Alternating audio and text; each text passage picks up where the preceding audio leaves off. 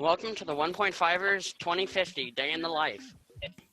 Scripted and performed by Miami Valley School 8th graders. Enjoy! Enjoy.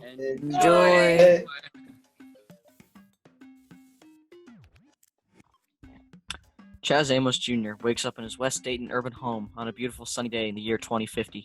Chaz looks out his window as he tends to every morning and marvels at the growth he sees on his family home farm.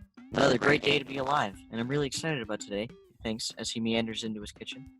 His father is seated in his usual chair at the kitchen table, sipping on a cup of coffee, while scarfing down some scrambled eggs and using his holo to view the day's news in holographic images. Hey, Dad. Hey, sis. Dad, what you watching? I'm watching your big Bi-County Youth Commission fair. It's the top story in the local news today. Wow, I never thought it would be such a booming success in 2050. Yeah. I also have on my holo a transmission from a young man at Thurgood Marshall High School. He's complaining about not having enough freedom to define his capstone 1.5er project. He says that your big Bi-County Commission is having too much control over the capstone experience of the different high school students. Whoa, Dad, that's not fair. I may be council president, but I am only one of 20. It does not belong to me. The Youth Commission is all of ours, and we were elected by our peers. So it really belongs to all of the young people in our region. As a reminder, I wasn't appointed like you were. You two sound like a couple of politicians during a debate. Now, you hold on, son. The Youth Commission was my idea as an original 1.5er leader in order to get more young leaders like you involved, one from every school district. And to be honest, it was only natural that I be on the Youth Commission. I was one of the original two founders of the 1.5er movement. Yeah. Pops, heard that one before. Anyway, finish the story. The young man contends that if the 1.5ers leaders really wanted to help prepare people like him best for future leadership roles, he and his peers need more autonomy in defining their own directions. Ouch. He sounds like I did 2 years ago. I get it. He's been prepared to lead and he wants to begin now. Dad, I need to see him in person so I can explain to him what you explained to me when I was expressed the same concerns. Yeah, I remember. I told you to be patient. I let you know that when I was in the first batch of 1.5ers, we were just trying to figure it out. Young people today have it so much easier. You guys have momentum. You've also got a lot of educated trial and error to build upon. But remember, I also told you to work within the goals set by the commission and enhance some aspects of it. And that you have a lot more freedom than you thought. Dad, you're not only the mayor of our city, you're also mayor of this house. When you speak, I listen. Yeah. Anyways, I'm meeting with the Ohio Mayors Association via Zoom Holo. I admit that I am still not really used to meeting with my peers in the 3D virtual mayoral conference facility. It's almost the same as meeting up in person, but just a tad bit different. Anyway, we're working on crafting a new farm renewable energy policy modeled after the one we're doing here.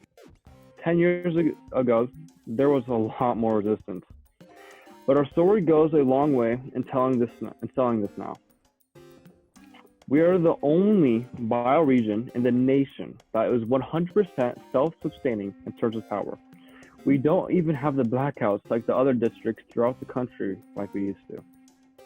Yeah, I remember those blackouts. It always seemed like they were in the middle of me doing my homework. Son, can you please collect the eggs from the chicken coop and harvest the beets and greens that are ready for pickup today? The Homeful Food Express truck is coming later. You know the drill. Yeah, I know the drill. But you know, Pops, it's Sandra's turn today. Wait, is it really? Oh man. Hey, speaking of blackouts and eggs, why couldn't the chicken find her egg? Because she mislaid it. What an excellent joke. Thank you. I am so excited about today. Okay. Alright guys, I'm off to collect the eggs and pick the vegetables. Well, anyway, Junior, enjoy your day.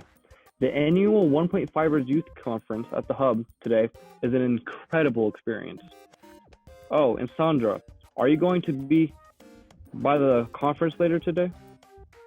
Yes, Dad, I am. See you later. Thanks, Dad. I'm sure I will have fun. Good. Have a great day. Chaz Jr. texts the RTA People Mover requesting pickup and transportation to the Hub downtown. In 5 minutes, he's picked up and on his way to his destination. He observes the late summer apples and pears along the road starting to change colors. He makes a mental note to come back in a week or two to harvest some for his family. A few more young people get on en route. Jazz, how are ya? Hey, Jazz. How's your day so far, man? Oops, sorry, did not realize you're busy. It's okay. I'm doing well, guys. I'm excited to attend this conference to see all of the hard work that the students have done throughout the year.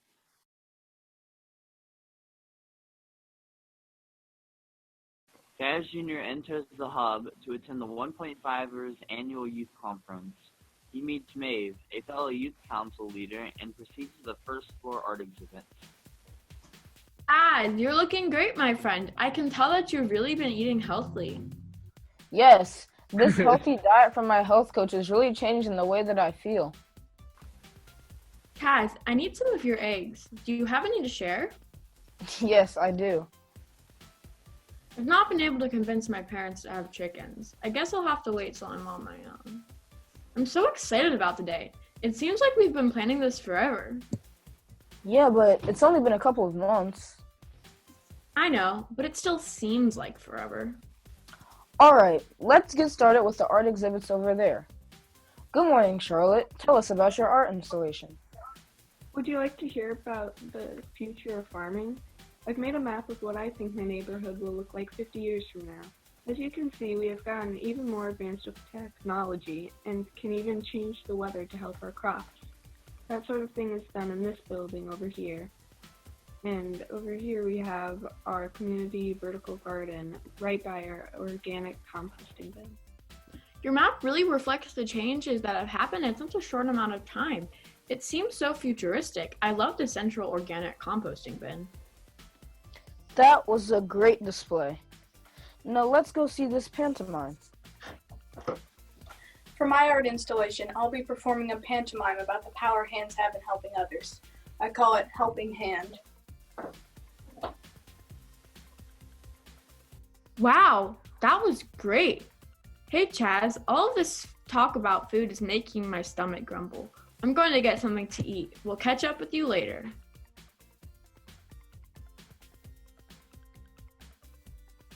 Using computer software, I've created a neural network image of the Earth. It took a lot of hard work to create the AI and a long time to render, but I'm happy with the result. With this, you can see what the neural network is seeing. Cool, right? Cool? That's amazing. I want to be on the youth commission like you someday. Well, with what you made, you'll definitely make it. Oh, I see Gavin over there. Hey Gavin, didn't you work on gene splicing? I'd also looked at gene splicing a wild apple tree variety into a local Macintosh variety to improve resilience to milder winters. The preliminary results from 2 years of research look promising and could definitely lead to a new variety of apple trees being grown in the regional public spaces. I'm especially pleased to see my work being continued by you.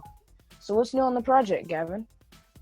I'm so glad to see that you started this work, Chaz. We are currently seeing how other apple tree varieties are responding to the gene splicing. Chaz, this research should go on for years. I agree. This could be essential in our future of biostudies. Hey Chaz, how are you doing? Good, Archer. How are you? And what are you presenting? I'm also doing well. I'm working on studying water runoff from the farms in this region so I can document the values of increased topsoil. That's great. But how are you studying the water runoff? Well, I'm using LiDAR elevation maps of all the farms in this region, as you can see here. As you can see, the yellow, orange, and red have low amounts of topsoil, and the green has a medium amount of topsoil. We can also see the runoff patterns. Some great research. How are you going to share your information with the farmers in your area? I plan on going to the next FFA meeting in Carlisle. That's great, Archer. Follow up is everything. Oh, I see Jazzy over there. Catch you later, Archer. See ya. Jazzy, your poster looks great. Tell me all you know about using diverse cover crops and keyline plowing to increase carbon storage in soil and topsoil in brownfields. Lots, Chaz. When I was in 10th grade, my food and soil research experience, I learned some pioneering work in Australia in the 10s and 20s using a keyline plowing to break up depleted and compacted land, and then adding compost tea in the trenches along with the biochar.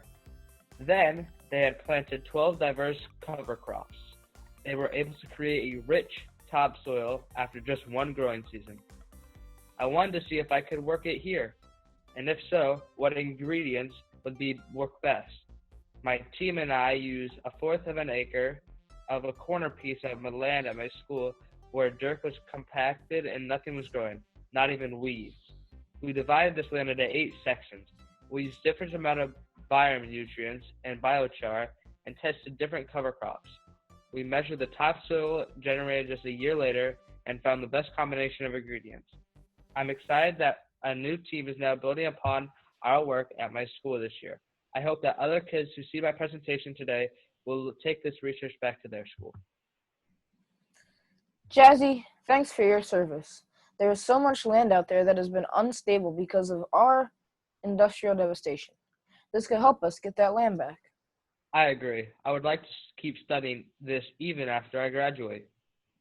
Absolutely. Can you put a plan together and let us know what you like to do? Of course, Chaz.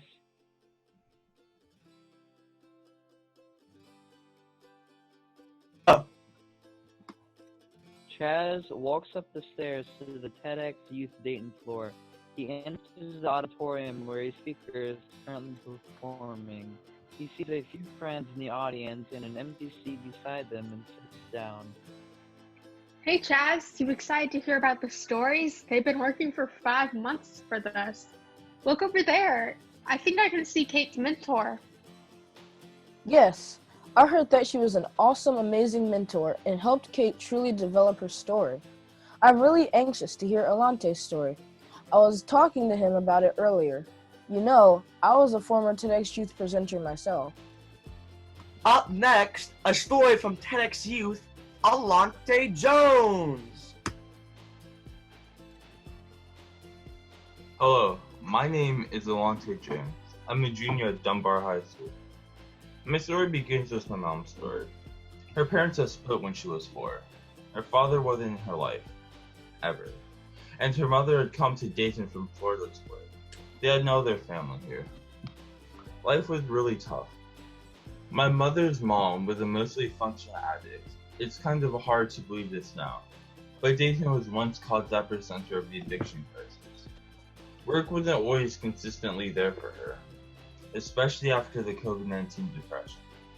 When my grandmother wasn't working, and her social safety nets increasingly non-existent, my mother experienced homelessness again and again and again. My mother tells me that there were many days that she didn't eat, but she also said she was lucky. She and her mom at least had a car to sleep in.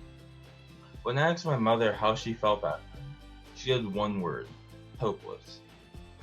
She never thought it was gonna get any better. I asked her what her dreams were. She said they didn't have any. I asked her if there was anything good in her life. She said only school. There I got a meal for breakfast, a decent, if not healthy lunch, and a backpack full of food for water. Food for dinner. For me, she said, school wasn't about learning, it was about food. My mom had me young. She was 17, and really for the first time in her life, someone was interested in her. She got pregnant, and I was born. She tells me now, honestly, I didn't know how to be a mother when I was a child myself. I'm so sorry, but I just didn't know how. I'm so grateful that you became my teacher. But you see, it wasn't really me.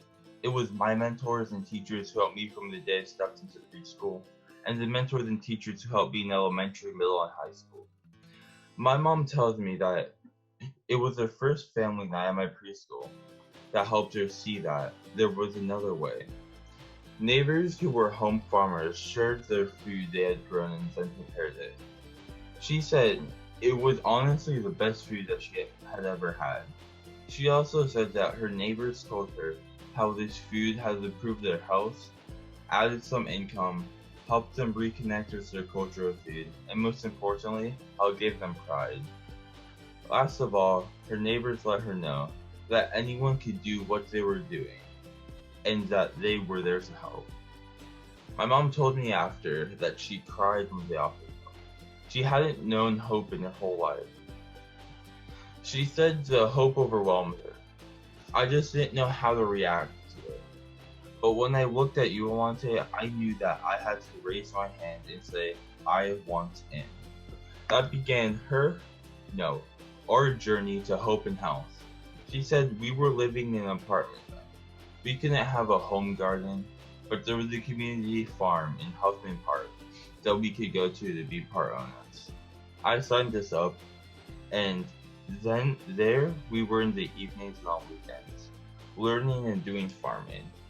I've never put my hands in dirt before.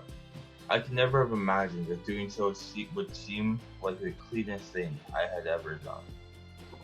I remember the first food we took home from our community farm.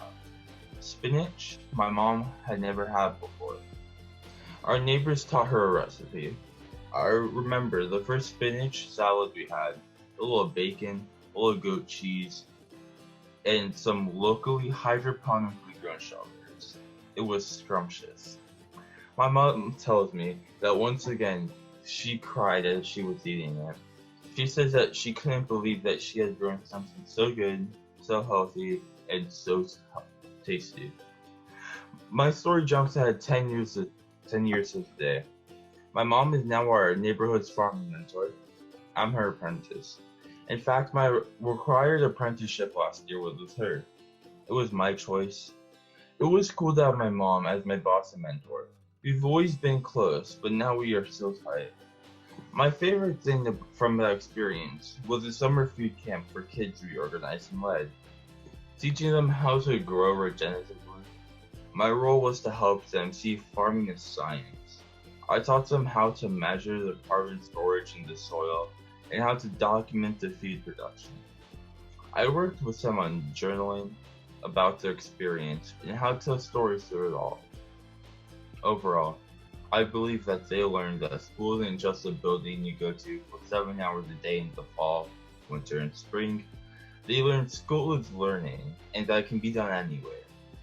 You know, when I was a kid, I heard my mom thanking her neighbors over and over and over for their help. They kept saying, don't thank us, pay it forward. Well, that's what we're doing now. I'm so proud of my mom, I'm so proud of my neighborhood, and I'm so proud of our region. Thank you. Let's give another round of applause to all of our great TEDx youth speakers today. That was the greatest.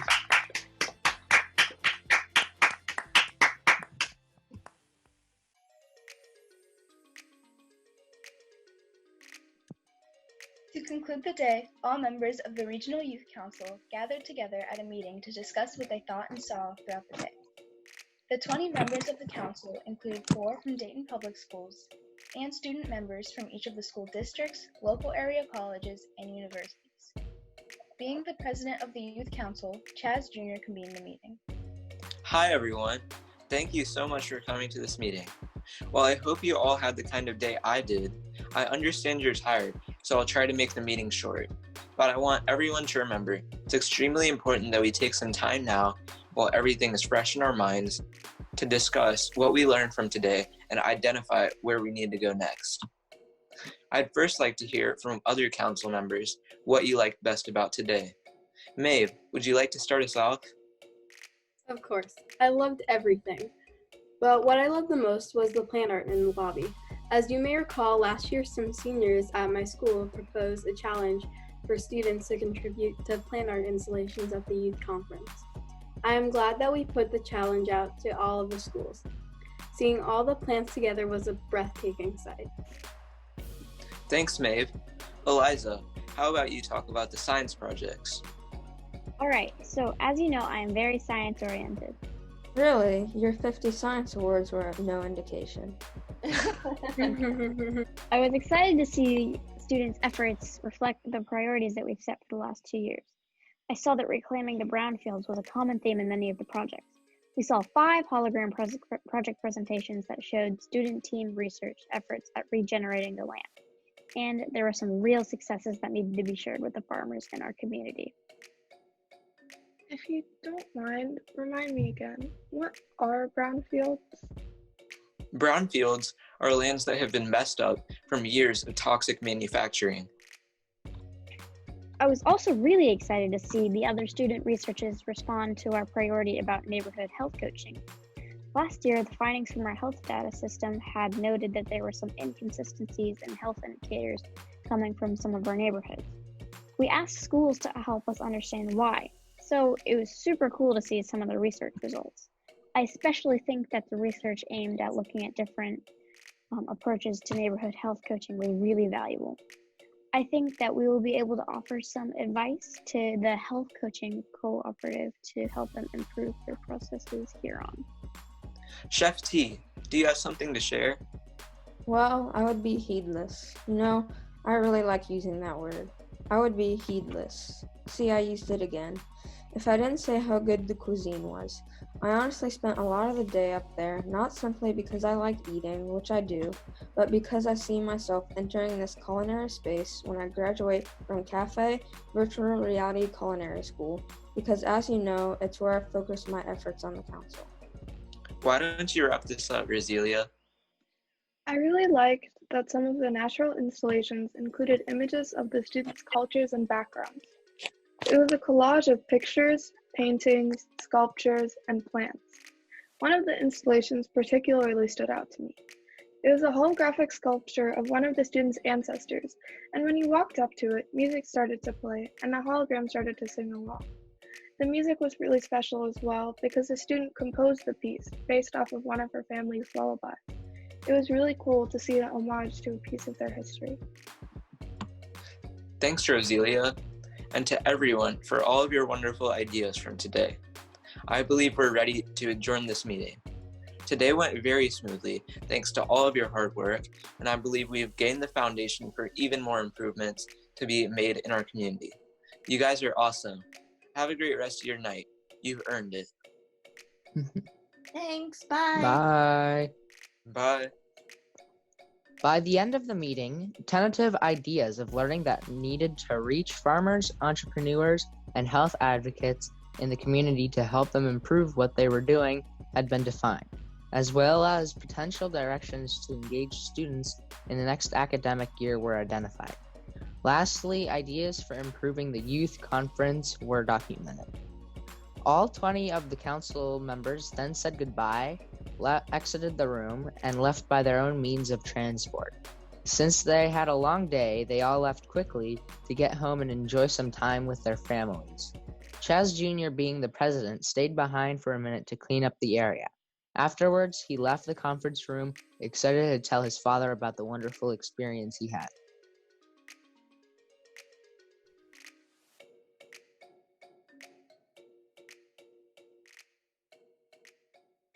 My name is Kevin Hallinan, and I'm one of the co-organizers for the 2050 Open Audio Vision called 1.5ers.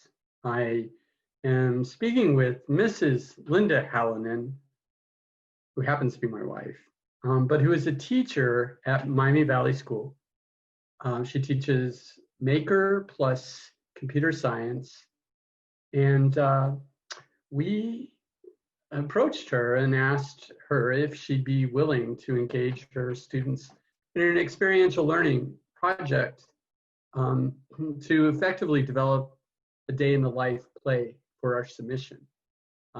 We provided them a basic, very rough script and asked, could you create a play out of this? I'll let Mrs. Hallinan describe what then she did to get her students involved. Okay.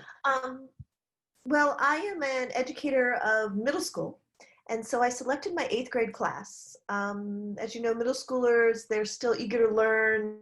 They're still kind of quirkier in their own way. So I was really pleased on how they took on this project and made it their own. They added their little jokes in, and you could tell that it was a work that they were very proud of that they could do by themselves. The introduction of the project was eye-opening to most of my students. They maybe heard of food deserts, but didn't really understand what a food desert was. When you had them try to guess, how many local grocery stores are there in East Dayton or West Dayton? They thought they knew like 5 or 10, and they were just shocked when they found out that it was actually 0 within a 20-minute radius. So they started to think about that as in terms of their own lives, how, they have grocery stores just around the corner. So it was very eye-opening, and it was really cool that they could try to put themselves in that situation of what it would be like if that were the case for them. So how did you facilitate your students doing this day in the life play via Zoom during the COVID crisis? I mean, wow, what a challenge. How'd you do it? Well, online learning was a whole new experience for all of us at Miami Valley School. We had spring break before, and we went and looked at all the technologies that could happen, and being part of a makerspace computer science where the students typically do hands-on projects, I was really challenged of how to do this online.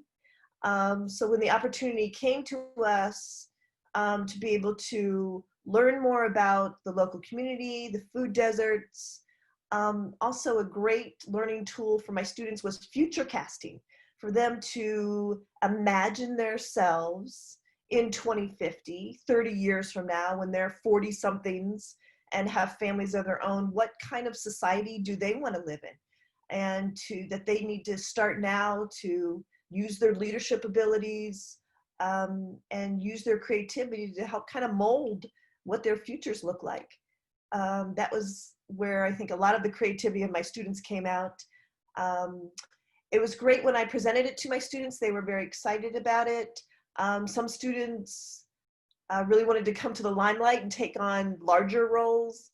Some students kind of wanted to stay in the background and do a smaller role, but still, even those smaller roles, they did a lot of research. They found out about LIDAR. They found out about, all the things that come together with having sustainable agriculture and addressing food deserts in their community, and what it could be like to have health coaches and to have, people not having these mega farms that are all around us in Dayton, Ohio, but to really have a rich agricultural society even within the city itself. So they did a great job. I had directors, I had cinematographers working with the students. They were great at critiquing each other on their lines, telling each other to get more excited, and just the coaching on the side was really great to see them take a leadership and ownership, especially like with the lines and the quirky jokes that are so them as far as middle schoolers. And I believe that they really learned a lot with this experience.